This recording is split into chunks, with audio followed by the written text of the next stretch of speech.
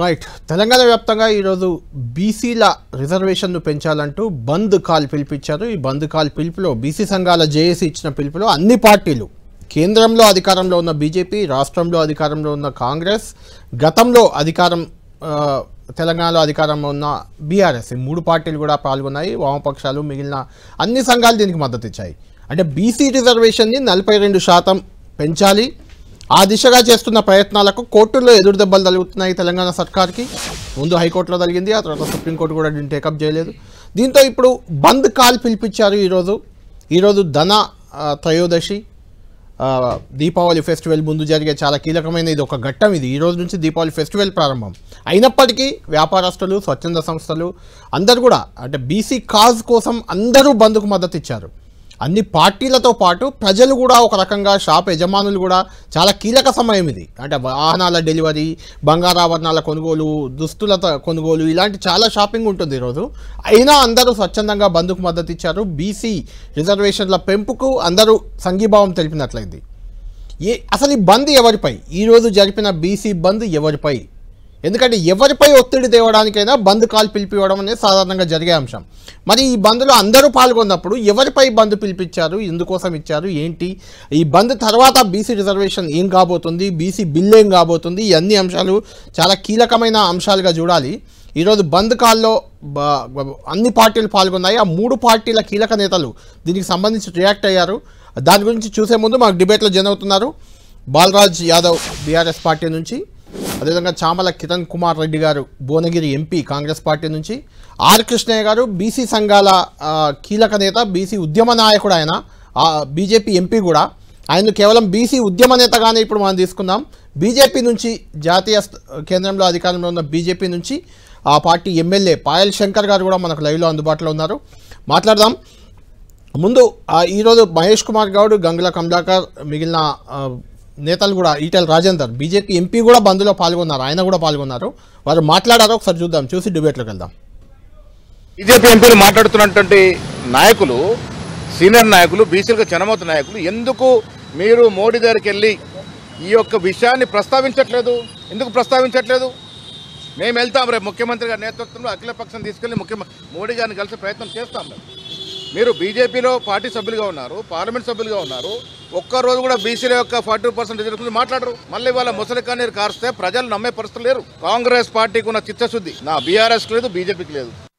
ఇవాళ స్థానిక సంస్థల ఎన్నికల్లో 42% రిజర్వేషన్ ఇస్తామని చెప్పినటువంటి ప్రభుత్వం ఇవాళ కోర్టుల నేపథ్యంతో రకరకాల పద్ధతులు ఏదైతే ఇవాళ ఆపే ప్రయత్నం చేస్తున్నారో, అవసరమైతే తమిళనాడు తరహాలో లెక్కలు సేకరించి, డెడికేటెడ్ కమిషన్ వేసి లెక్కలు సేకరించి ఇవాళ 9th షెడ్యూల్లో పెట్టేంత వరకు కూడా, తెలంగాణలో 42% రిజర్వేషన్ వచ్చేంత వరకు ఐక్యంగా ఉద్యమించాలని చెప్పి ఏ నిర్ణయమే తీసుకున్నారో అది 100% అమలు కావాల్సి చట్టసభలలో కూడా ఇవాళ బీసీ రిజర్వేషన్ కావాలనేటువంటి భావన అయితే ఉందో అది అమలు కావాల్సి ఇవాళ ఈ పోరాటం ఇక ఆగే ప్రసక్తి లేదు.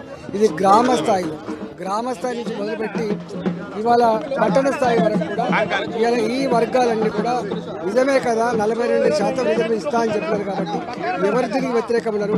అన్ని పార్టీలు మద్దతు ఇచ్చినప్పుడు, అన్ని పార్టీలు తీర్మానం చేసినప్పుడు ఇది అమలు కావాల్సినటువంటి భావన మాత్రం బలంగా ముందుకు వస్తా ఉంది. మొదటి నుంచి కూడా బీఆర్ఎస్ పార్టీ ఒకటి చెప్పుకుంటొచ్చింది, మాకు జీవోతోటి వద్దు, రాజ్యాంగంలో పొందుపరచండి, 9వ షెడ్యూల్ చేర్చండి, ప్రొటెక్షన్ అని చెప్తున్నాము. దాని మీదనే స్టాండ్ ఉన్నాం. ఇప్పుడు ఏదో జేసీ నాయకులు లేకపోవడం మేము వాళ్ళకు రిక్వెస్ట్ చేస్తాం, దాని మీదనే స్టాండ్ ఉండండి, మధ్యన ఆపే ప్రయత్నం చేయకమని చెప్పడంగా ఈరోజు స్ట్రాంగ్గా ప్రజల మందిని గెలిపోయింది. ఎవరు ఉద్యమాన్ని వదిలిపెట్టినా బీఆర్ఎస్ పార్టీ వదిలే సమస్య లేదు. రాజ్యాంగ సవరణ చేసేదాకా ఈ ప్రక్రియ కొనసాగుతూ ఉండాలి. నేను 42% ఇస్తలేను, మళ్ళీ 23% ఇస్తుందని చెప్పి వెనక్కపోతే తీవ్ర పరిణామాలు ఉంటాయని చెప్పి మళ్ళొకసారి హెచ్చరిస్తున్నాము. 1% కూడా తగ్గద్దు, 40%కి 1% కూడా తగ్గకుండా ఉండే బాధ్యత తీసుకోవాలి. ఈ ప్రక్రియ హైదరాబాద్లో జరగదు, ఈ ప్రక్రియ ఢిల్లీలో జరుగుతుంది కాబట్టి ఢిల్లీకి చలో ఢిల్లీ కార్యక్రమంతో ముందుకు వెళ్తుంది కాబట్టి డెఫినెట్గా ఈరోజు అన్ని పార్టీలు కలిసినా కూడా తెలంగాణ బీసీ సమాజం మొత్తం కూడా ఇలా పాల్గొని ఈరోజు బంద్ను విజయవంతం చేస్తున్నది. రైట్. ఈ మధ్యకాలంలో తెలంగాణలో ప్రధానంగా తెలంగాణలో జరిగిన బంద్లో అత్యంత విజయవంతమైన బంద్ ఈరోజే అని చెప్పాలి. ఈరోజు స్వచ్ఛందంగా చాలా కీలకమైన రోజు ఇది. దీపావళి ముందు రోజు షాపింగ్ ఈ వ్యవహారాలన్నీ చాలా ఉన్నప్పటికీ బంద్ విజయవంతమైంది. ఇప్పుడు మాట్లాడిన నాయకులు చూసాం. పిసిసి చీఫ్ మహేష్ కుమార్ గౌడ్ ఇది బీజేపీ బాధ్యత అంటున్నారు. ఈటెల రాజేందర్ కాంగ్రెస్ పార్టీ చేతగాంతనం అంటున్నారు. బీఆర్ఎస్ గంగుల కమలాకర్ మాజీ మంత్రి ఆయన బీజేపీ కాంగ్రెస్ ఇద్దరి తప్పు అంటున్నారు. అసలు ఎవరు? అందరూ బీసీ బంధువులే, మరి ఎవరు వాళ్ళకి అడ్డమేవాళ్ళు, రిజర్వేషన్లకు అడ్డమేవాళ్ళు? మాట్లాడదాం. ముందు ఆర్కృష్ణ గారితో మాట్లాడదాం. ఆర్కృష్ణ గారు, ముందుగా మీకు బీసీ ఉద్యమ నాయకుడు మీరు ఇచ్చిన పిలుపుకు స్వచ్ఛందంగా ప్రజలు, బీసీ సంఘాలు, వ్యాపార సంస్థలు అందరూ తరలి వచ్చారు. అన్ని పార్టీలు కూడా ఏకతాటిపైకి వచ్చాయి. అప్పుడెప్పుడో తెలంగాణ ఉద్యమ సమయంలో ఇలాంటి పరిస్థితి కనిపించింది. ఈరోజు మళ్ళీ బీసీ కాజ్ కోసం అలా బంద్ కాలు విజయవంతమైంది. ఎవరిపై అసలు ఈ బంద్ ఎవరిపై మీరంటే ఏం చెప్తారు? బంద్ బీసీలకు న్యాయం కోసం బంద్.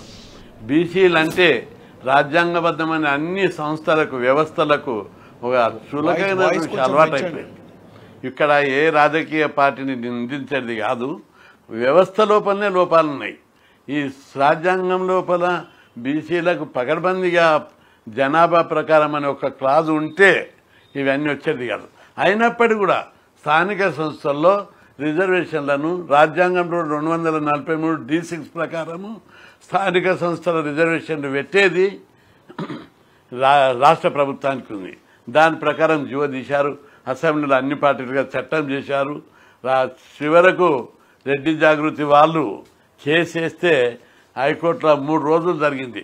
మొదటి రోజు స్టే అడిగిండ్రు, సుప్రీంకి పోయిండ్రు, ఇక్కడ స్టే రాకపోతే అక్కడ పోయిండ్రు, అక్కడ ఇవ్వలేదు.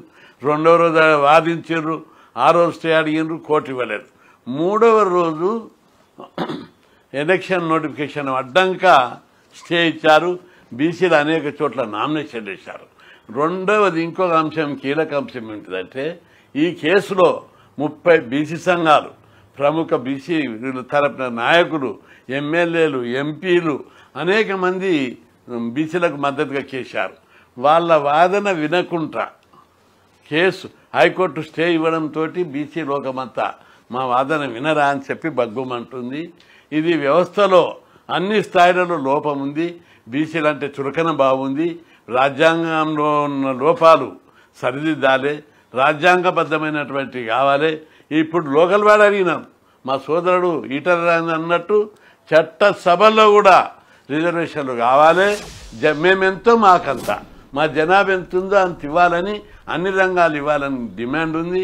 ప్రతి చోట మీరు గమనించండి, బీసీలు అందరూ ఈరోజు ఏం మాట్లాడుతున్నారు. ప్రతి చోట పల్లెటూర్లకు కూడా ఈ బంధు ప్రభావం పడ్డది. వాళ్ళందరూ ఏమంటున్నారు, 76 ఏళ్ళు మేము ఓట్లేసి వీళ్ళందరినీ అగ్రకులాలను ముఖ్యమంత్రులను 30 మంది ఉమ్మడి రాష్ట్రంలో తర్వాత కూడా 30 మంది ముఖ్యమంత్రులు అయితే ఒక్కరోజన్న బీసీలకు ఇచ్చినా ఇవ్వలేదు. మంత్రులు వాళ్ళే, ఎమ్మెల్యేలు వాళ్ళే. ఇప్పుడు మంత్రి మార్గంలో కూడా బీసీలకు ప్రాతినిధ్యం లేదు. ఐఏఎస్ ఆఫీసర్లల్లా, కలెక్టర్లల్లా, ఎస్పీలల్లా, కీలక పోస్టులలో ఎక్కడ కూడా ప్రాధాన్యత లేదు. బీసీల పోలీస్ స్టేషన్లో కూడా బీసీలకు ప్రాధాన్యత లేదు. సిఐఎస్ఐ పోస్టింగ్లో కూడా ఫోకల్ పోస్టులు, ముఖ్యమైన పోస్టులు బీసీలకు ఇస్తలేరు. ప్రతి చోట బీసీలకు అన్యాయం జరుగుతుంది. అన్యాయంతో పాటు అవమానం జరుగుతుంది. చిన్న చూపు చూస్తున్నారు. మాకు వాదనలు కూడా వినడం లేదు. మాకు నోటిఫికేషన్ వేసినాక మాకు నామినేషన్లు తిరస్కరిస్తారా? ఇది ఎంత అన్యాయము! ఎక్కడ ఉంది ఈ లోపం? ఈ లోపాలు సరిద్దాలే. We're for justice, we demanding justice. వ్యవస్థలోనే రాజకీయ వ్యవస్థలో లోపాలున్నాయి, రాజ్యాంగంలో లోపాలున్నాయి, న్యాయ వ్యవస్థ చులకన చూస్తుంది. ఇవన్నీ అంశాలు బంద్కు ముందుకు దారి 136 కుల సంఘాలు, ఒక్క నిమిషం, 136 కుల సంఘాలు, బీసీ సంఘాలు, ఉద్యోగ సంఘాలు ఏకమై బీసీ జాకి ఏర్పాటు చేసి ఈ ఉద్యమాన్ని ముందుకు తీసుకుపోయి బీసీలకు ఏదో ఒకసారి చూపించవలసిన అవసరం ఉంది. పెద్ద ఎత్తున భూకంపం సృష్టిస్తే తప్ప బీసీలకు న్యాయం జరగదు. రాజ్యాంగం లోపల సవరణలు జరగాలి. చాలా మంది పెద్దలు షెడ్యూల్ అంటున్నారు. షెడ్యూలే కాదు, ఎస్సీ ఎస్టీలకు షెడ్యూల్లో పెట్టలే. ఏంటిదంటే రాజ్యాంగంలో ఒక క్లాజ్ పెట్టాలి.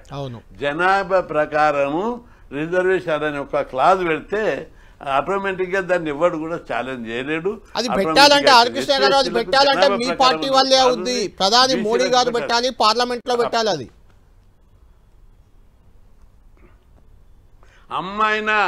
అమ్మాయినా అడగంది అన్నం పెట్టదు. అందుకే మోడీ గొప్ప ప్రధాని ఎప్పుడో ఒకటి చెప్తా వినండి మీరు. ఇంతవరకు జనాభాలో ఎంత జనాభా ఉందని ఎవరన్నా 76 ఏళ్ల ఏ కేంద్ర ప్రభుత్వం అన్న చర్య తీసుకుందా? మోడీ వచ్చిన తర్వాత మేము అందరం పోయి రిక్వెస్ట్ చేశాం, అమిత్ షాని రిక్వెస్ట్ చేశాం, కులాల వారి లెక్కలు తీయమని చెప్పాం. రిక్వెస్ట్ చేస్తే ఒప్పుకున్నాడు. మేము ఇంతవరకు ధర్నాలు చేసినాం, కులాల వారి లెక్కలు చేయాలని 30 ఏళ్ల నుంచి ధర్నాలు చేసినాం, ప్రధానమంత్రులతో చర్చలు జరిపాం, కోర్టులలో కేసు వేసినాం. గత ప్రభుత్వాలు ఎవరు కూడా చెల్లించలేదు. మోడీ గారు స్పందించి ఈరోజు కులాల వారి లెక్కలు తీశారు. కులాల వారి లెక్కలు తీస్తున్నారంటే అర్థమేమిటిది? అన్ని రంగాల్లో వారికి వాటా ఇవ్వడానికి. గత ప్రభుత్వాలు ఎందుకు తీయలేదు? లెక్కలు తీస్తే వీళ్ళు వాటా అడుగుతారు, వాళ్ళ భాగం అడుగుతారని చెప్పి వాళ్ళు ఒప్పుకోలేదు. ఇప్పుడు వాటా ఇవ్వడానికి చెప్తలేరు, కానీ వాటా ఇవ్వడానికి మెంటల్గా సిద్ధపడే కులాల వారి లెక్కలు తీస్తున్నారు. తప్పనిసరి ఇట్లాంటి ఉద్యమాలు జరిగినప్పుడే ప్రభుత్వాలు ఎవరైనా అమ్మాయినా అడగానే అన్నం పెట్టదు. తెలంగాణ ఉద్యమం 20 రోజులు 20 ఏళ్లు పెద్ద ఎత్తున జరిగితే లాస్ట్కు అన్ని పార్టీలు ఏకమై బాగా ఉద్యమాలు చేస్తే స్పందించి తెలంగాణ ఇచ్చారు. ఇప్పుడు కూడా అన్ని పార్టీలు అయినాయి. తప్పనిసరి దీని స్పందన ఉంటుంది. అందుకే కదా అందరం కూడా బీజేపీ కూడా అగ్రభాగం నుండి ఈరోజు ఉద్యమంలో చాలా కీలక పాత్ర చేసింది. తప్పనిసరి ఇది సాధ్యం అవుతుంది. ఇట్లాంటి ఉద్యమాలు జరిగినప్పుడే ఈ వ్యవస్థ బీసీ ఎస్సీ ఎస్టీలకు వ్యతిరేకంగా రూపొందించబడ్డది. బీసీల యొక్క ఈ స్వరూపమే బీసీలకు నిర్మాణమే వ్యతిరేకంగా ఒక విషయం గమనించండి. మండల్ కమిషన్ రిజర్వేషన్ ఇచ్చినప్పుడు అగ్రకులాలు వ్యతిరేకించారు, మురళీధర్ కమిషన్ అప్పుడు వ్యతిరేకించారు. ఇప్పుడు ఏమిది? బీసీలకు మా పెంచమని అడిగినాం మేము, ముఖ్యమంత్రి పీఠం అడిగేటప్పుడు అడుగుతామేమో, కానీ ఇప్పుడు కనీసం సర్పంచ్ ఎంపీటీసీలకు కూడా వాళ్ళు ఓర్వకపోతే ఏమర్థం? అగ్రకులాలకి ఏమన్నా రెడ్డి జాగృతి వాళ్లకు మీ భాగం ఏమని అడిగినామా? మా భాగం మాకు ఏమని అడిగినాం? మీ అభివృద్ధి కోసం మీరు కొట్లాడాలి. చామల కిరణ్ కుమార్ రెడ్డి గారే ఉన్నారు మనతో. ఆ రెడ్డి జాగృతి ఏంది, ఎందుకు కేసు వేసింది రెడ్డి జాగృతి? చామల కిరణ్ రెడ్డితో అడ్డు తగ్గడం ఎందుకు? అడుగుదాం. ఒక్క నిమిషం. చామల కిరణ్ కుమార్ రెడ్డి గారు, రేవంత్ రెడ్డి గారు కులగన్న చేశారు, 42% ఇవ్వాలని చాలా చిత్తశుద్ధితో ముందుకెళ్లారు, చాలా ప్రయత్నాలు, ఆర్డినెన్స్ పెట్టారు, బిల్లు తెచ్చారు, జీవో తెచ్చారు, రకరకాల ప్రయత్నాలు చేశారు. కాకపోతే మొత్తానికి హైకోర్టు సుప్రీంకోర్టులో ఆగింది. ఇప్పుడు మొత్తం బీసీలంతా రోడ్డెక్కారు, ఖచ్చితంగా 42% రిజర్వేషన్ కావాలని. అంటే ఉద్యమాలతో సాధించుకునే పనిలో పడ్డారు. అంటే కాంగ్రెస్ ప్రభుత్వం కామారెడ్డి డిక్లరేషన్లో ఇచ్చిన మీ హామీ మీరు నెరవేర్చట్లేదు. ఇప్పుడు ఉద్యమాలతో సాధించుకునే పనిలో బీసీలు పడ్డారు. ఏం చెప్తారు దీనికి?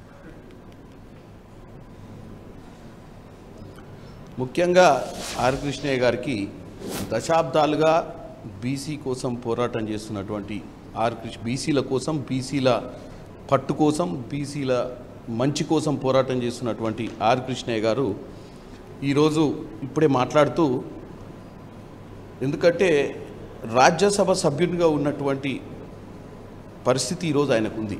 గతంలో బీసీ నాయకునిగా ఎన్నో ఉద్యమాలు చేసిండు. ఆ రోజు చట్టసభల్లో పెద్ద సభ, అంటే ఈ భారతదేశంలోనే రాజ్యసభ అనేది పెద్దల సభ ఉన్నప్పుడే తెలంగాణ రాష్ట్రంలో రేవంత్ రెడ్డి గారు చిత్తశుద్ధితోటి 42% రిజర్వేషన్ ఇవ్వాలని చెప్పి, రాహుల్ గాంధీ గారు భారత్ జోడో యాత్రలో ఇచ్చినటువంటి కమిట్మెంట్ని బీసీ డిక్లరేషన్ కామారెడ్డి సభలో చెప్పిన తర్వాత బీసీ కమిషన్తో పాటు హైకోర్టు ఆదేశాల మేరకు బీసీ డెడికేటెడ్ కమిషన్ని కూడా ఇచ్చి ముందుకు వెళ్తే, హైకోర్టులో చుక్కెదురైతే సుప్రీంకోర్టు తలుపులు తట్టితే సుప్రీంకోర్టులో కూడా ఈరోజు సమస్య వచ్చింది. ఇక్కడ సమస్య ఎక్కడొచ్చిందంటే తెలంగాణ ప్రజలు అర్థం చేసుకోవాల్సిన అవసరం ఉంది. 42% రిజర్వేషన్ ఇవ్వాలి అన్న పట్టుదల నరేంద్ర మోడీ గారికి ఎప్పుడు వచ్చిందో మాకు తెలియదు, కానీ మా రాహుల్ గాంధీ గారు భారత్ జోడో యాత్రలో చెప్పిన దాని ప్రకారమే మేము సైంటిఫికల్గా ఇక్కడ తెలంగాణలో చేయడం జరిగింది. చేసే 42% రిజర్వేషన్ లోకల్ బాడీలో పోవాలన్న ఉద్దేశంతో జీవో కూడా ఇవ్వడం జరిగింది. జీవో ఇయ్యకమూడం కూడా మా చిత్తశుద్ధి నిరూపించుకోనికే మేము అసెంబ్లీలో, కౌన్సిల్లో, క్యాబినెట్లో ఆఖరికి ఆర్డినెన్స్ రిలీజ్ చేసి దానికోసం అప్రూవల్ కోసం గవర్నర్ గారి దగ్గరకు పంపించడం జరిగింది. గవర్నర్ గారి దగ్గర 6 నెలలు కావస్తుంది, పెండింగ్లు ఉంది. మరి ఇప్పుడు ఈ యొక్క ఆర్ కృష్ణయ్య గారైనా ఎవరైనా మనం మంచి చేయాలనుకున్నప్పుడు ఆపేది ఎక్కడ ఆపుతుర్రు? ఆపేది బీజేపీ కోట్ల ఆగింది. బీజేపీ వాళ్ళు ఈరోజు ఈటల రాజేందర్ గారు కావాల్సిందే అని చెప్తాడు సౌత్ చౌరస్తాలో పోయి, ఇవాళ పాయల్ శంకర్ గారు వచ్చి కావాల్సిందే అని చెప్తారు, ఇవాళ బండి సంజయ్ గారు కావాల్సిందే అని చెప్తారు బీసీ నాయకులు. మరి ఈ బీసీ నాయకులందరూ అక్కడ పోయి నరేంద్ర మోడీ గారు అపాయింట్మెంట్ తీసుకొని, అక్కడ మన రాష్ట్రపతి గారు అపాయింట్మెంట్ తీసుకొని ఇమీడియట్గా ఈ 42% రిజర్వేషన్లలో జీవో ఆల్రెడీ ఇచ్చిన దాన్ని కాపాడుకోవాల్సిన పరిస్థితి వీళ్ళు ఎవరు చేసినట్టు కనపడలేదు అక్కడ. కేవలం ఈరోజు ప్రజలు మీరు అన్నట్టు దీపావళి ముందు రోజు మనం ధర్నా చేస్తే బ్రహ్మాండంగా అందరం కలిసి ఒక్క దాటి మీదకి వచ్చి చేస్తున్నాం. మరి ఎవరి కోసం చేస్తున్నారు, ఎవరి మీద ఎవరు పోరాటం చేస్తున్నారు అని ప్రజలకు డౌట్ ఉంది వాస్తవం. మరి ఇక్కడ రేవంత్ రెడ్డి గారు సర్కార్ 42% రిజర్వేషన్ చేయాలని ఇన్ని స్టెప్స్ ఇన్ని మెట్లెక్కి అంతమంది తలుపులు కొట్టినాక కూడా కాలేదంటే ఎక్కడ కాలేదు? గవర్నర్ దగ్గర కాలేదు, ఎక్కడ కాలేదు? ప్రెసిడెంట్ గారు ఆమోదం పొందారు చేయాలి. మరి ఎవరి దగ్గర ఆగింది? మరి ఎందుకు కన్ఫ్యూజ్ చేస్తున్నారు వీళ్ళందరూ? కన్ఫ్యూజ్ చేయాల్సిన అవసరం ఏముంది? మరి ఇవాళ బ్రహ్మాండంగా చేసుకున్నాం. రేపే నేనేమడుగుతున్నా, మరి కృష్ణయ్య గారిని, ఈటల రాజేందర్ గారిని, బండి సంజయ్ గారిని, ఇక్కడ రామచంద్రరావు గారు పార్టీ అధ్యక్షుల్ని అందరం కలిసి ఢిల్లీ పోదాం పదండి, పోయి ప్రధానమంత్రి అపాయింట్మెంట్ తీసుకుందాం. మేము కూడా వస్తాం, ఎంపీలం, కాంగ్రెస్ ఎంపీలం, మీ ఎమ్మటి ప్రధానమంత్రి అపాయింట్మెంట్ తీసుకుందాం, రాష్ట్రపతి దగ్గర పోదాం, మరి ఈ జీవో పాస్ చేసుకొని వద్దాం పాండి. మరే బతలాడుకొని ఎవరు ఆపుతురు మనల్ని? అందరం కలిసి ఈరోజు మనం ధర్నా చేస్తే ప్రజలకు అర్థం కావట్లేదు. మరి ఇక్కడ ఉన్నటువంటి రాష్ట్ర ప్రభుత్వం ఇక్కడే వచ్చి ధర్నా చేస్తుంది, సెంట్రల్ గవర్నమెంట్లో ఉన్న నాయకులు వచ్చి ధర్నా చేస్తారు. మరి ఎవరి కోసం ధర్నా చేస్తారు, ఎందుకోసం ధర్నా చేస్తారు, ధర్నా చేసి ఎవరి మీద ఎవరు సాధించాలనుకుంటారు అనేది వాస్తవంగా కన్ఫ్యూజింగ్ ఫ్యాక్ట్. మా ఫ్లాస్ ఏమున్నాయో చెప్పండి. ఇక్కడ ఒక పాయింట్ ఇక్కడ పాయింట్ ఏంటంటే కామారెడ్డి డిక్లరేషన్లో పెట్టింది 42% హామీ ఇచ్చింది బీసీలకు రిజర్వేషన్ పెంచుతామని. మీరు హామీ ఇచ్చి మీరు అమలు చేయాల్సింది పోయి మీరు వేరే వాళ్ళని విమర్శిస్తున్నారు అనేది ఒక చర్చ. రెండోది, మీరు పెట్టిన ఈ ఏదైతే ఆర్డినెన్స్ బిల్లులు 9 జీవో కళ్యాణ్ గారు ఒక నిమిషం, జీవో నెంబర్ 9 పై కిరణ్ కుమార్ రెడ్డి గారు చాలా చిత్తశుద్ధిగా ఉన్నారు, కానీ దాన్ని అడ్డుకుంది రెడ్డి జాగృతి అనే ఒక విమర్శ కూడా మీపై వస్తుంది. నేనేమంటున్నా అండి, రెడ్డి జాగృతి అనేది ఒక పొలిటికల్ ఆర్గనైజేషన్ కాదు, పొలిటికల్ అవుట్ఫిట్ కాదు. రెడ్డి జాగృతి అనేది రెడ్ల కోసం ఏదో చేస్తా అని చెప్పి వాళ్ళకున్న ఆలోచన అనేది వాళ్ళు సంస్థ నడిపేదే ఆ ఆలోచన మేరకు నడుపుతారు సంస్థ. రెడ్డి జాగృతి ఎట్లా నడుస్తుంది? వాళ్ళ అజెండా వాళ్ళకు ఉంటుంది. వాళ్ళకు బీజేపీ, కాంగ్రెస్, బీఆర్ఎస్ ఇట్లాంటి సంబంధాలు ఉన్నాయి కాబట్టి వాళ్ళు ఏమైనా మేము రెడ్డోళ్ళ కోసం పోరాటం చేస్తామని రెడ్డి జాగృతి పెట్టుకోరు వాళ్ళు. దాన్ని తీసుకొచ్చి కాంగ్రెస్ పార్టీల కనెక్షన్ ఉందనో, కాంగ్రెస్ పార్టీకి ఏదో ఉందనో చెప్పి తప్పుదో పట్టించే ప్రయత్నం చేయొద్దు. ఈడ పరిస్థితి ఏంటంటే సింపుల్ లైన్, ఎక్కడ ఆగింది, ఎందుకు ఆగింది, ఇదేం ప్రజలకేం చదువురాని, మనమే అడవిలో లేము, మనం ఒక రాజ్యాంగం ఉంది, ఓ రాజ్యాంగం కింద పనిచేసుకోవాల్సిన పరిస్థితి ఉంటుంది, కోర్టులు ఉంటాయి, కోర్టుల నిర్ణయాల మేరకు మనం పనిచేసుకోవాల్సి వస్తుంది. ఈరోజు ఎక్కడ ఆగింది? సుప్రీంకోర్టులో కూడా ఆగిపోయింది. ఇప్పుడు ఆగిందల్లా ఇప్పుడు కావాలి అనుకుంటే రాజ్యాంగ సవరణ చేయాలి. రాజ్యాంగ సవరణ ఎవరు చేస్తారు? సెంట్రల్ గవర్నమెంట్లో ఉన్న అధికారంలో ఉంది. పార్లమెంట్లో చట్టసభలలో ఈరోజు నేను పార్లమెంట్ సభ్యుని కింది లోక్సభలో, ఇప్పుడు అక్కడ ఉన్నటువంటి మా కృష్ణయ్య గారు పెద్ద సభలో ఉన్నారు. మరి మేమే కదా చేయాల్సింది. మరి మేమందరికీ చిత్తశుద్ధి ఉంటే ప్రాబ్లం ఎక్కడొస్తుంది? ప్రాబ్లం ఎక్కడొస్తుందంటే ఇప్పటి వరకు వీళ్ళు కేవలం గల్లీలో మాట్లాడుతారు కానీ ఢిల్లీలో మాట్లాడలేదు. ఇవాళ రాజ్యసభ ఎంపీలు కూడా, బీఆర్ఎస్ ఎంపీలు కూడా జంతర్ మంతర్ల ధర్నా పెడితే జంతర్ మంతర్కి వచ్చినటువంటి దాఖలాలు కనపడలేదు. కేవలం రాజకీయాలు చేయడానికే గ్రాస్ రూట్లో గ్రౌండ్లో పోయి ఏదో తప్పుడు ప్రచారం చేస్తున్నట్టు వాస్తవంగా వీళ్ళు ఎవరికి నాకే డౌట్ వచ్చింది మీరు మాట్లాడాక. మీరు కామారెడ్డి డిక్లరేషన్ లో పెట్టి తెలంగాణలో అధికారంలోకి వస్తే 42% ఇస్తా అన్నారు. కేంద్రంలో జరగాల్సిన పని తెలంగాణలో అధికారంలోకి వస్తే ఎలా వస్తుంది? రెండోది, మీరు జియో నెంబర్ 9 తెచ్చారు, ఆర్డినెన్స్ పెట్టారు, బిల్లు పెట్టారు, చాలా పార్లమెంట్లో జరగాల్సిన దానికి ఇదంతా ఏంటి? మరి ఇదంతా ఎందుకు చేసినట్టు? కళ్యాణ్ గారు, మేమేమనుకున్నామంటే మేము లోకల్ బాడీ ఎలక్షన్స్ మేము జీవో ఇస్తే మాకు అడ్డు రాదనుకున్నాం. ఎందుకంటే ఆల్రెడీ గవర్నర్ గారు అట్లీస్ట్ అయితే ఆన్సర్ ఇవ్వాలి కదా. ఇవాళ ఇదంతా ఎందుకు రాద్ధాంతం? మేము క్యాబినెట్లో ఆమోదం చేసి ఆర్డినెన్స్ని గవర్నర్ గారి దగ్గర పంపించినాం కదా. మరి గవర్నర్ గారు దాని మీద చర్చ చేసి దాని మీద చేయాలన్నా వద్దా, మరి చేయలేము చేస్తామని చెప్పాలి కదా. తెలంగాణ ప్రజలకు అర్థమైంది కదా మా చిత్తశుద్ధి. ఇప్పుడు సంతకం పెట్టాల్సింది బీజేపీ తరఫున ఉన్నటువంటి గవర్నరు, అక్కడ ఉన్నటువంటి రాష్ట్రపతి గారు ఈరోజు అప్రూవ్ చేసేస్తే అయిపోయింది. కోట్ల తలుపులు తట్టాల్సిన అవసరమే లేకుండే కదా. ఇవాళ నేను అనేది ఏంటంటే మేము చేసినామండి 42% చేయాలని చెప్పి మేము అసెంబ్లీ కౌన్సిల్ క్యాబినెట్ అన్ని ఆమోదాలు తీసుకొని వచ్చినాం. ఇప్పుడు మరి ఇక్కడున్న నాయకులు ఇప్పుడు ఈటల రాజేందర్ గారు కానీ బండి సంజయ్ గారు కానీ ఆర్ కృష్ణయ్య గారు కానీ బీజేపీలో ఎవరు కాబట్టి దాన్ని అప్రూవ్ చేయించవచ్చు కదా అంటున్నాను నేను. ఇప్పుడు ఆగిపోయింది అక్కడ, మేము ఆగుద్ది అనుకోలేదు. మేము ఇచ్చిన వాగ్దానం మా అధికారం వచ్చినాక ఈ ప్రాసెస్ చేస్తామని. ఈ ప్రాసెస్ అన్ని కంప్లీట్ చేసినాక వాళ్ళు కాళ్ళల్లో కర్రలేసే ప్రయత్నం చేస్తారు బీజేపీలు. వాళ్ళకి ఇవ్వాలన్న చిత్తశుద్ధి లేదు. ఇప్పుడు కృష్ణయ్య గారు ఏమంటారు, నరేంద్ర మోడీ గారు అనుకుంటుర్రు అంటారు. మేము నరేంద్ర మోడీ గారు అనుకుంటుర్రేమో, మేము ఆల్రెడీ అనుకొని చేసినాం. మేము ఆల్రెడీ అనుకొని 42% రిజర్వేషన్ జీవో కూడా ఇచ్చినాం. ఇంకా నరేంద్ర మోడీ గారు జనగణన తర్వాత కులగణన చేస్తా అని చెప్తుంటే 26 తర్వాత 27, 28, 29 ఎప్పుడు చేస్తాడో మనకు క్లారిటీ ఇవ్వలే. మేము చేసిన దానికే దిక్కులేని పరిస్థితికి తీసుకొచ్చారు కదా వాళ్ళు. మరి దీనికి ఆన్సర్ ఇవ్వకుండా ఎప్పుడో నరేంద్ర మోడీ గారు మేల్కొన్నారు, నరేంద్ర మోడీ గారు చేస్తారని చెప్తారు. ఎప్పుడు చేస్తాడు, ఎట్లా చేస్తాడు? ఇప్పుడు చేసిన దాన్ని అప్రూవ్ చేయమని చెప్పండి. చేసిన దాన్ని అప్రూవ్ చేయకుండా ఎప్పుడో చేస్తాడని చెప్తే ఎట్లా తెలుస్తుంది? కిరణ్ గారు, ఫైనల్గా మీకు వెళ్ళిపోవాల్సిన అవసరం ఉంది, అక్కడ మీ నాయకులు కూడా ఉన్నారు కాబట్టి ఫైనల్ క్వశ్చన్. ఆర్ కృష్ణయ్య గారు అన్న క్వశ్చన్ ఒకటి ఉంది. ఎస్ఐలు సిఐలు ఇటువంటి పోస్టులలో మంత్రివర్గంలో ముఖ్యమంత్రి ఇవేవి మీ చేతిలో ఇవ్వకుండా మీ చేతిలో లేనిది ఏదో చేసే ప్రయత్నం చేస్తుంది కాంగ్రెస్ పార్టీ, కాంగ్రెస్ ప్రభుత్వం అనేది ఆర్ కృష్ణయ్య గారు నేరుగా అడిగిన క్వశ్చన్ అది. ఇప్పుడు నేను ఒక ప్రక్రియలు ఉన్నా. ఏ ప్రక్రియలు ఉన్నామో, మేము జిల్లా ప్రెసిడెంట్లను ఎన్నుకునే ప్రక్రియ ప్రతి జిల్లాలో నడుస్తుంది. ఇక్కడ కూడా 42% బీసీలకు ఇవ్వాలన్న నినాదంతోటే ముందుకు పోతున్నాం. మాకు చిత్తశుద్ధి ఉంది. మేము ఈ రోజు కూడా ఏమంటున్నాము, వీలైతే కాంగ్రెస్ పార్టీ 42% రిజర్వేషన్ ఇవ్వడానికి సిద్ధంగా ఉంది. రెడ్డిరాజ్, నేను ఒక్కటే చెప్తున్నా, ఇవన్నీ తప్పుడు ప్రచారం చేయడానికి ప్రయత్నం చేస్తున్నారు. మేము చిత్తశుద్ధితో ఉన్నాం. డెఫినెట్గా మేము రానున్న రోజుల్లో ఏ నిర్ణయం తీసుకున్నా బీసీలకు 42% వైపు దిక్కు వాళ్లకు 42% కల్పించే విధంగానే మేము నిర్ణయాలు తీసుకుంటాం. లేనప్పుడు ఈరోజు జరిగే ప్రతి ప్రక్రియ రేపటి నుంచి విజిబిలిటీ ఉంటుంది కదా అందరికీ. విజిబుల్ ఉన్నప్పుడు రేపు ఎప్పుడైనా మమ్మల్ని ఛాలెంజ్ చేయొచ్చు కదా. ఈరోజు మేము ఏ పదవులు ఇచ్చినా రానున్న రోజుల్లో జరిగినటువంటి పదవుల గురించి, ఎన్నికలు అయిన తర్వాత పదవుల గురించి. కిరణ్ గారు, ఆర్ కృష్ణయ్య గారు ఏదో మాట్లాడతారట మీతో, ఒక్క నిమిషం చెప్పండి. ఇప్పుడు ప్రభుత్వం చేస్తున్న దాన్ని మేము ఎక్కడ కూడా ప్రశ్నించడం లేదు, కానీ ఒక సూచన చేస్తున్నాను. ఎందుకంటే వాళ్ళు చేస్తున్నారు, నేను విమర్శించి బీసీలకు వ్యతిరేకం చేయదలుచుకోలేదు, కానీ ఒక సూచన చేయదలుచుకున్నాను. మీరు జీవో ఇచ్చింది కరెక్టే, అన్ని అసెంబ్లీలో తీర్మానం చేసింది కరెక్ట్, అన్నీ చేశారు ప్రాసెస్. ఒకటి విషయం గుర్తుపెట్టుకోండి, పార్లమెంట్లో ఇండియా కూటమికి 240 మంది ఎంపీలు ఉన్నారు. వాళ్ళందరూ బీహార్లో ఓటు చోరు మీద అని చెప్పి నెల రోజులు నేను దీని మీద కూడా మాట్లాడదామంటే కూడా మాట్లాడేకుండా రోజు బైకాట్ వాకౌట్ చేశాడు.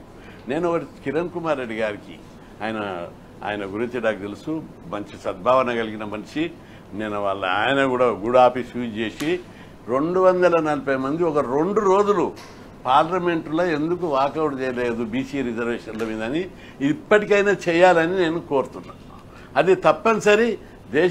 ఏ ఇష్యూ అయినా బాగా రచ్చ అయితేనే, డిమాండ్ చేస్తేనే ఏ ప్రభుత్వమైనా అమ్మాయినా అడగని అన్నం పెట్టరు. మీరు కూడా మరింత కోర్సుగా పార్లమెంట్లో అందరినీ కూడగట్టి చేయాలి. మేము మా పద్ధతుల ద్వారా మేము కూడా, నేను బీసీ నాయకునిగా హాస్టల్ పెట్టాలి, గురుకులాలు పెట్టాలి, ఫీజులు పెట్టాలి, స్కాలర్షిప్లు పెట్టాలని కొట్లాడినాం.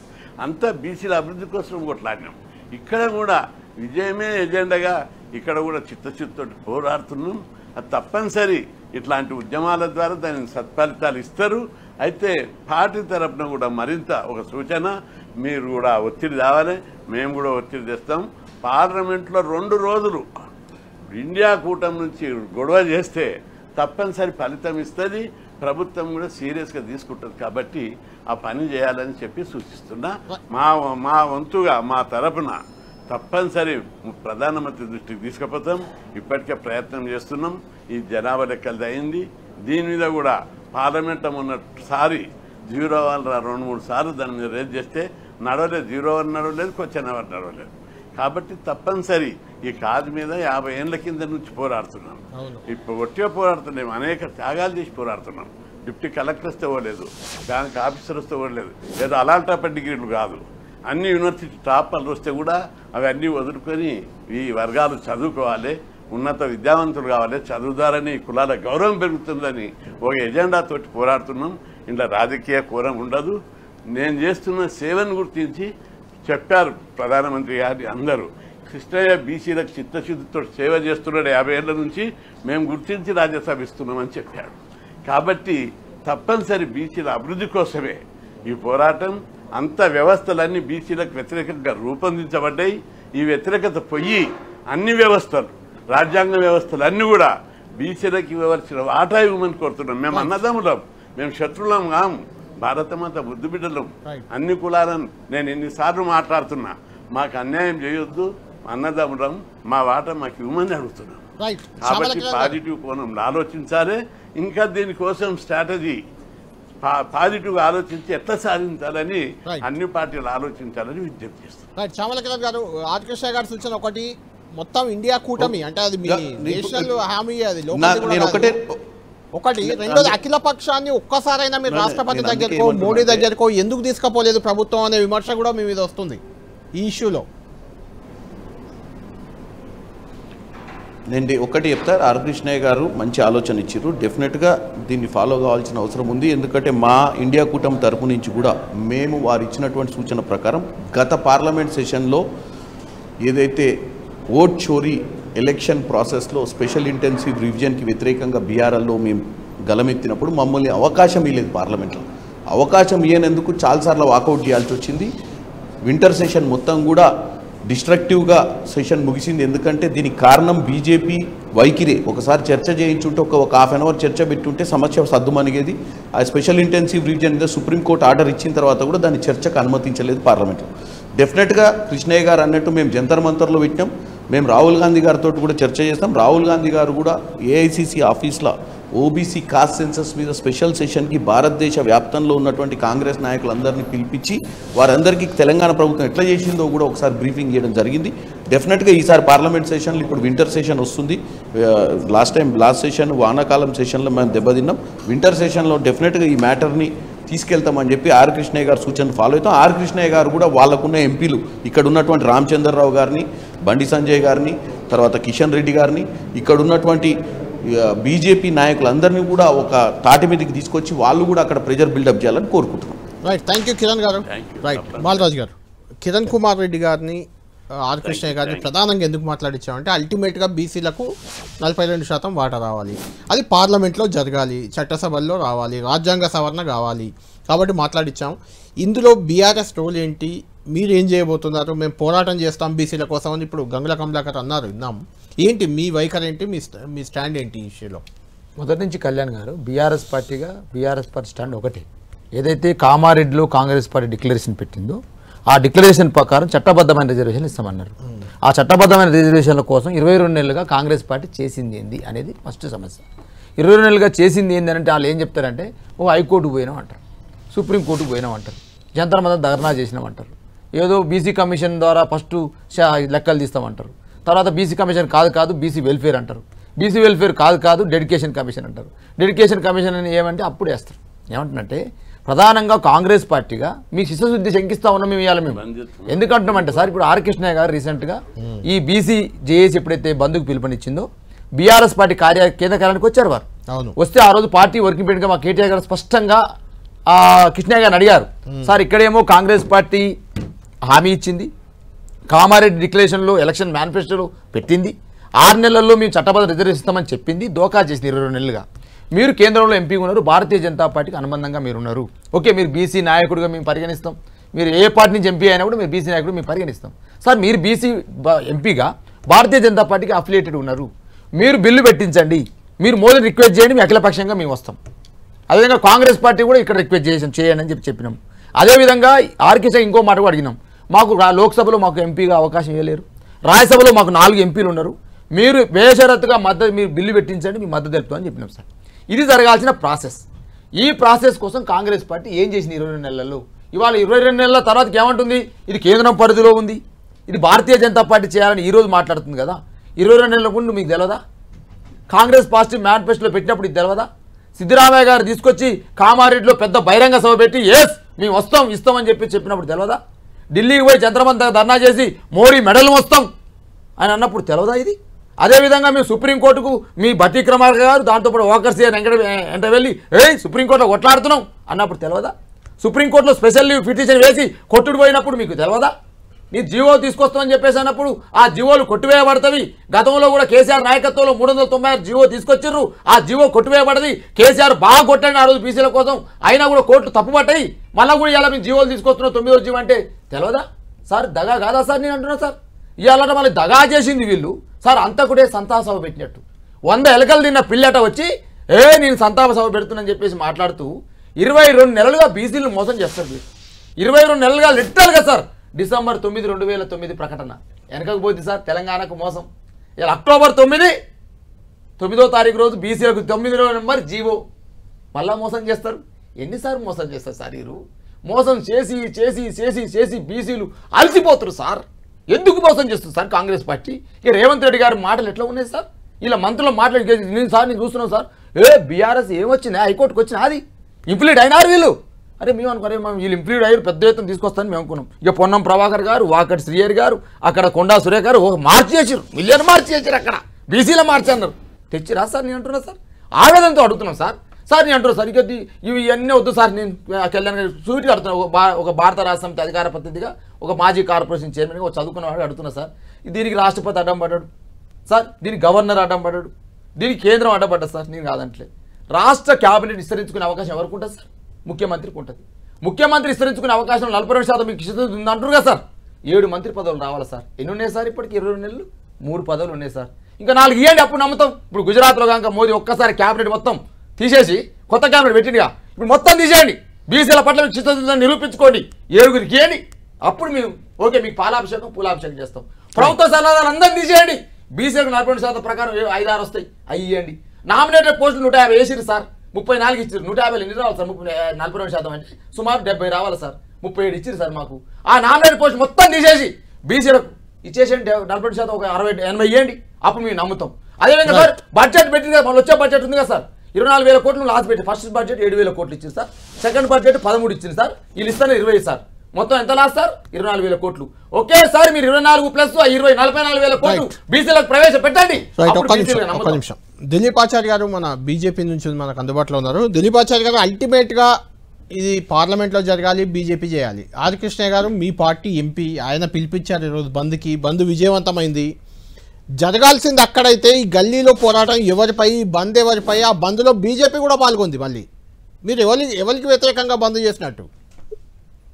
నమస్తే సార్, మీకు అదేవిధంగా పెద్దలకి, టీవీ ప్రేక్షకులకి నమస్తే. ఇప్పుడు అందరు చూస్తున్నారు సార్, తెలంగాణ సమాజం గడిచిన 2 సంవత్సరాల నుంచి చూస్తుంది ఈ వ్యవహారాన్ని అంతా. ఇప్పుడు జరుగుతున్న బంధు కాంగ్రెస్ పార్టీ పైనే, కాంగ్రెస్ పార్టీ విధానాల పైన, కాంగ్రెస్ పార్టీ చిత్తశుద్ధి పైన, కాంగ్రెస్ పార్టీ నిజాయితీ పైన.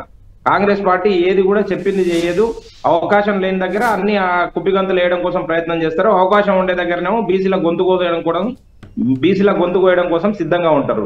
ప్రతి సందర్భంలో ఇదే జరిగింది. వాళ్ళకి అవకాశం వచ్చిన 60 సంవత్సరాల స్వాతంత్ర భారతదేశంలో ఎప్పుడు కూడా కులగణన చేర్చలేదు జనాభా లెక్కల్లో కనీసము. అప్పుడు ఆ అంశాన్ని పక్కన పెట్టిండ్రు, ఆ అంశాన్ని మర్చిపోయేటట్టు చేసిండ్రు, అందరు గొంతు నొక్కిండ్రు. ఇప్పుడు అవకాశం వచ్చిన దగ్గర ఇప్పుడు కూడా ఇదే 2 నాటకాలు ఆడుతున్నారు. హిమాచల్ ప్రదేశ్ లో, కర్ణాటకలో. ఇక్కడ ఇప్పుడు 8 రాష్ట్రాలు ఉన్నాయి సార్ భారతదేశంలో. 8 రాష్ట్రాలు ఇట్లా బిల్లులు తీసుకొని సుప్రీంకోర్టు, హైకోర్టు, సుప్రీంకోర్టు దాకా పోయి మళ్ళా చెతికిల పడి వచ్చిన సందర్భాలను మనం చూసినాము. ఏ ఒక్క దగ్గర కూడా ఇది జరగని సందర్భంలో మేము చేస్తాము, మేము 140 సంవత్సరాల చరిత్ర కలిగిన కాంగ్రెస్ పార్టీ, మాకు అనుభవం ఉంది, పాలనా అనుభవం ఉంది, సిస్టమ్ డెవలప్ చేసిన అనుభవం ఉంది, మాకు థింక్ ట్యాంకర్స్ ఉన్నారు, అన్ని మదనం చేసిన తర్వాతనే మేము తీసుకొని వచ్చినాము, మేము ఇప్పుడు బిల్లు పెడుతున్నామని చెప్పారు. బిల్లు పెడితే ఏమైందండి? హైకోర్టు సంధించిన చిన్న ప్రశ్నలకు కూడా మీ దగ్గర సమాధానం లేక చెతికిలబడ్డ సందర్భాన్ని చూసినాము. అభిషేక్ మను సింగ్ గారిని ఢిల్లీ నుంచి తెచ్చిండ్రా, ప్రత్యేక హెలికాప్టర్లో, ప్రత్యేక ఫ్లైట్లో తెచ్చిండ్రా అనేది చూడదండి హైకోర్టు. మీ మెరిట్స్ చూస్తుంది, మీ ప్రాతిపదిక చూస్తుంది. మనము ఆ రోజు కూడా చెప్పుకున్నాము కళ్యాణ్ గారు, ఇదే డిస్కషన్ మన స్టూడియోలో జరిగింది. బాలరాజు గారు కూడా ఉన్నారు ఆ రోజు. మేము బలమైన వాదనలు వినిపిస్తారని మీ ద్వారా చెప్పించారు. కానీ బలమైన వాదనలు వినిపించాలంటే బలమైన ప్రాతిపదిక ఉండాలని ఆ రోజే చెప్పుకున్నాము. బలమైన ప్రాతిపదిక లేకుండా మీరు డెడికేటెడ్ కమిషన్ వేసినామని చెప్పారు. అది సింగిల్ మ్యాన్ కమిటీ ద్వారా వేసారు డెడికేటెడ్ కమిషన్. వచ్చిన ఆ ఫలితాలను పబ్లిక్ డొమైన్ లో పెట్టండి, పబ్లిక్ అభ్యంతరాలు స్వీకరించండి అని చెప్పి ట్రిపుల్ టెస్ట్ లో చెప్తే మీరు అవేవి పాటించకుండా మేము అన్ని చేసినాము, అన్ని ప్రయత్నాలు చేసినాం, కానీ ఇప్పుడు బీజేపీ కోర్టులో బాల్ ఉంది, బీజేపీ ఏం చేస్తలేదని చెప్పి బీజేపీని బూచిగా చూపెట్టి తప్పించుకోవడం కోసం ప్రయత్నం చేస్తున్నారు. బీజేపీ దగ్గర ఇప్పుడు అసెంబ్లీలో ఏకగ్రీవ తీర్మానం అయింది. అసెంబ్లీ వేదికగా ముఖ్యమంత్రి రేవంత్ రెడ్డి గారు ఏం ప్రకటన చేశారు? ఆల్ పార్టీ డెలిగేషన్లు తీసుకొని మేము ఢిల్లీకి పోతాం, మోడీ గారి దగ్గర కూర్చుంటాం, రాష్ట్రపతి దగ్గర కూర్చుంటాం అని చెప్పారు. ప్రయత్నం చేసిన రాని కనీసం ఇప్పుడు మీరే అడిగినారు ఎంపీ గారిని, చామల కిరణ్ కుమార్ రెడ్డి గారిని అడిగినారు, మీరు ఆల్ పార్టీ డెలిగేషన్ ఎందుకు తీసుకుపోలేదని అంటే దాటవేత ధోరణి, వారి దగ్గర సమాధానం లేదు. కనుక రేవంత్ రెడ్డి ప్రభుత్వం ఏది చేసినా బీసీలను అనగదొక్కడం కోసమే ప్రయత్నం చేస్తుంది. ఇప్పుడు మేము మీరు కాదండి, బీఆర్ఎస్ కాదు ఆరోపణ చేసింది. ఆ ప్రభుత్వంలో ఉన్న బాధ్యతాయుతమైన మంత్రి గారే నిన్న కామెంట్ చేశారు కదా, బీసీల గొంతుకు వస్తున్నారని చెప్పి, బీసీలను అనగదొక్కుతున్నారని చెప్పి.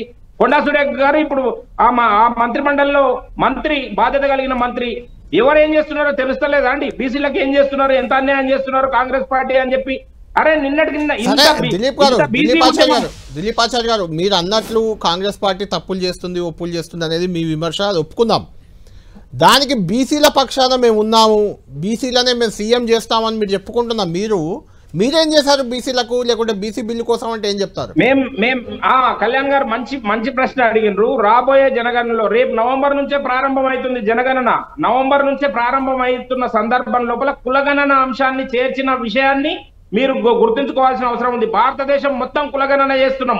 ఎప్పుడైతే అవకాశం వచ్చిందో భారతీయ జనతా పార్టీకి, అప్పుడు బీసీలకు ఖచ్చితంగా న్యాయం చేయడం కోసం భారతీయ జనతా పార్టీ ఆధ్వర్యంలో నరేంద్ర మోడీ గారు ప్రయత్నం చేస్తా ఉన్నారు. ఒక్కసారి అవకాశం వస్తే బీసీ కమిషన్ కి రాజ్యాంగ హోదా కల్పించడము, కేబినెట్ లో 27 మంది కేంద్ర మంత్రులని చేసిన ఘనత భారతీయ జనతా పార్టీది.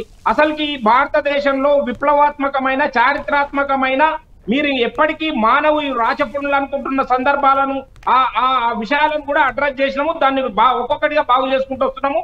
రాబోయే రోజుల్లో మేము చెప్తా ఉన్నాము, ట్రిపుల్ తలాక్ దగ్గర నుంచి, 370 ఆర్టికల్ దగ్గర నుంచి, అయోధ్య రామ మందిరం దగ్గర నుంచి, మహిళా రిజర్వేషన్ బిల్లు దగ్గర నుంచి, ఇప్పుడు బర్నింగ్ టాపిక్ గా ఉన్న నక్సలైట్ సమస్య దగ్గర నుంచి అన్ని సమస్యలను అడ్రస్ చేసిన పార్టీ భారతీయ జనతా పార్టీ కేంద్ర ప్రభుత్వం. కనుక ఈ ఇష్యూను కూడా మేము త్రికరణ శుద్ధిగా, నిజాయితీగా అడ్రస్ చేస్తున్నాము. దీనికి రాబోయే రోజుల్లో 100% న్యాయం జరిగే విధంగా ఒక విధానాన్ని తీసుకొని వస్తామని చెప్పి తప్పకుండా చెప్తున్నాం. అయితే మీరు ఏదైతే చెప్పిండ్రో కళ్యాణ్ గారు, ఆ లోపల మీరేమైతే చెప్పిర్రో కాంగ్రెస్ పార్టీ, ఎక్కడన్నా ఇంతకుముందు మిత్రుడు చెప్పినట్టు, అరే మీకు అవకాశం ఉండే దగ్గర బీసీలకు ఇవ్వండి, అవకాశం ఉండే దగ్గర జిత్నా ఆబాది ఉత్నా హక్దారి అని చెప్పిన నినాదము పేపర్లకే పరిమితం కానివ్వకండి. ఒక్క నిమిషం. చంద్రకాంత్ దయాకర్, ప్రదేశ్ కాంగ్రెస్ కమిటీ ప్రధాన కార్యదర్శి మనకు అందుబాటులో ఉన్నారు. దయాకర్ గారు, ఇంతసేపు మీ ఎంపీ, ఎందుకంటే పార్లమెంట్లోనే రావాలి, బీసీ రిజర్వేషన్ బిల్లు, చట్టబద్ధత, ఇవన్నీ కేంద్రం పరిధిలో అంశాలు పార్లమెంట్లో ఉన్నాయి కాబట్టి కిరణ్ గారు ఇంతసేపు మాట్లాడారు మాతో. ఇక్కడ వస్తున్న విమర్శ ఏంటంటే, మీరు ఇన్ని రోజులు ఏం చేశారు, 22 నెలల నుంచి కాలయాపన చేశారు, బీసీ బిల్లు తేలేదు, ఇది ఇక్కడ కాదు అని తెలిసి ఇక్కడే ప్రయత్నం చేసినట్టు చేశారు, ఇప్పుడు కేంద్రం మీద నెట్టేస్తున్నారు, బీజేపీ మీద నెట్టేస్తున్నారు, ఇలాంటి విమర్శ ఉంది. అసలు ఈరోజు బీసీ బంద్ మీపైనే అనేది బీజేపీ వాదన. దిలీప్ ఆచార్య గారు చెప్తున్నారు, ఈరోజు బంద్ ఎందుకు చేశారంటే రాష్ట్ర ప్రభుత్వం పై చేశామంటున్నారు. ఇటు బాలరాజ్ యాదవ్ కూడా కాంగ్రెస్ పార్టీ వల్లే ఇదంతా, కాంగ్రెస్ పార్టీ బీసీలకు అన్యాయం చేస్తుంది అంటున్నారు. మీరేం చెప్తారు? ఈరోజు తెలంగాణలో బీసీలో జరుగుతున్నటువంటి బిల్లు పైన ఒక ధర్నా కావచ్చు, ఈ కేంద్ర ప్రభుత్వానికి, బీజేపీ ఎంపీలకు కనువిప్పు కలుగుతుందని మేము భావిస్తా ఉన్నాం. ఎందుకంటే ఇవాళ ఈ ధర్నాతోనైనా బీజేపీ కేంద్రానికి, ఎంపీలకు కనువిప్పు కలిగి బీసీ బిల్లుకు వీళ్ళందరూ కూడా మళ్ళీ సహకరిస్తారని కూడా మేము భావిస్తా ఉన్నాం. ఎందుకంటే ఇవాళ ప్రధానంగా బీసీల బిల్లుకు శత్రువు ఎవరో తేలిపోయింది తెలంగాణ ప్రజలకు. ఇవాళ 4 నెలలుగా 2 బిల్లులు పంపిస్తే నిర్లక్ష్యం చేసి, కనీసం చర్చ లేకుండా చేసి, ఇవాళ మసిబూసి మారేడుగాయలు చేసింది బీజేపీ. దానికి వత్తాసు పలుకుతుంది బీఆర్ఎస్ పార్టీ. కాబట్టి ఈ ధర్నా అనేది కేంద్రానికి, మోడీకి, ఇవాళ బీజేపీ కేంద్రానికి జరుగుతున్నటువంటి యుద్ధం అనేది ఇవాళ శాస్త్రీయబద్ధంగా, చట్టబద్ధంగా కాంగ్రెస్ ప్రభుత్వం, రేవంత్ సర్కారు ఇవాళ డెడికేషన్ కమిషన్ చేసి, కులగణన చేసి, ఒక చట్టబద్ధంగా ఇవాళ వ్యవహరిస్తే దాన్ని ఇవాళ నిర్లక్ష్యం చేసింది బీజేపీ. నేను అంటా ఉన్నాను, ఇవాళ లైవ్ లో ఉన్నటువంటి, డిబేట్ లో ఉన్నటువంటి మిత్రులు కావచ్చు, పెద్దలు, ఉన్నటువంటి ఆర్ కృష్ణ కూడా మేము విజ్ఞప్తి చేస్తా ఉన్నాం. కృష్ణన్న, ఈ మొసలి కన్నీరు బీజేపీ మాటలకు Right. ఈ బీజేపీ వ్యతిరేకానికి అవసరం అవుతుంది. మీరు దమ్ముంటే బీజేపీ ఎంపీలు దీక్షకు దిగండి. ఈటల రాజేందర్ తో సహా బండి సంజయ్ తో సహా ఆర్ కృష్ణతో సహా ఢిల్లీలో దీక్ష చేయండి. రాత్రికి రాత్రే బీసీలపై చర్చ ఎందుకు జరగదు Right. చూద్దాం. Right. దిలీప్ గారు సిద్ధంగా ఉన్నారా? దీక్షకు సిద్ధంగా ఉన్నారా? నేనేమంటున్నా అంటే అన్నిటికంటే బ్రహ్మాస్త్రం ఒకటి ఉంది కళ్యాణ్ గారు, అన్నిటికంటే బ్రహ్మాస్త్రం ఒకటి ఉంది. తెలంగాణ రోల్ మోడల్ కావాలని చెప్తున్నారు కదా, అయ్యిందని చెప్తున్నారు కదా రేవంత్ రెడ్డి గారు, రాహుల్ గాంధీ గారు. భారతదేశానికి రోల్ మోడల్ కావాలనుకుంటే తెలంగాణలో మేము చేసిన తీర్మానానికి, ఏకగ్రీవంగా చేసిన తీర్మానానికి కేంద్రం అడ్డుపడుతుంది. Right. దానికి నిరసనగా రేవంత్ రెడ్డి ప్రభుత్వం రాజీనామా చేస్తున్నామని రాజీనామా చేయండి, ఇంకా ఒత్తిడి పెరుగుతుంది కదా. థ్యాంక్ యూ దిలీప్ గారు, థ్యాంక్ యూ చంద్రకాంత్ దయాకర్ గారు, థ్యాంక్ యూ బాలరాజు యాదవ్ గారు. మొత్తానికి ఒకరిపై ఒకరు నెపం నెట్టి వేసుకునే పనిలోనే ఉన్నారు. రేవంత్ రెడ్డి ప్రభుత్వం రాజీనామా చేస్తే బీసీ బిల్లు పాస్ అవుతుంది, బీసీలకు రిజర్వేషన్లు వస్తుంది అనేది బీజేపీ వాదన. బీజేపీ పైనే ఈరోజు బంద్ పిలిపించాం బీజేపీ అని కాంగ్రెస్ చెప్తుంది, అందులో బీజేపీ ఎంపీలు కూడా పాల్గొన్నారు. మొత్తానికి బీసీ బంద్ అయితే విజయవంతమైంది. బీసీలకు, బీసీ రిజర్వేషన్ల పెంపుకు అందరూ మద్దతు అయితే ఇచ్చారు.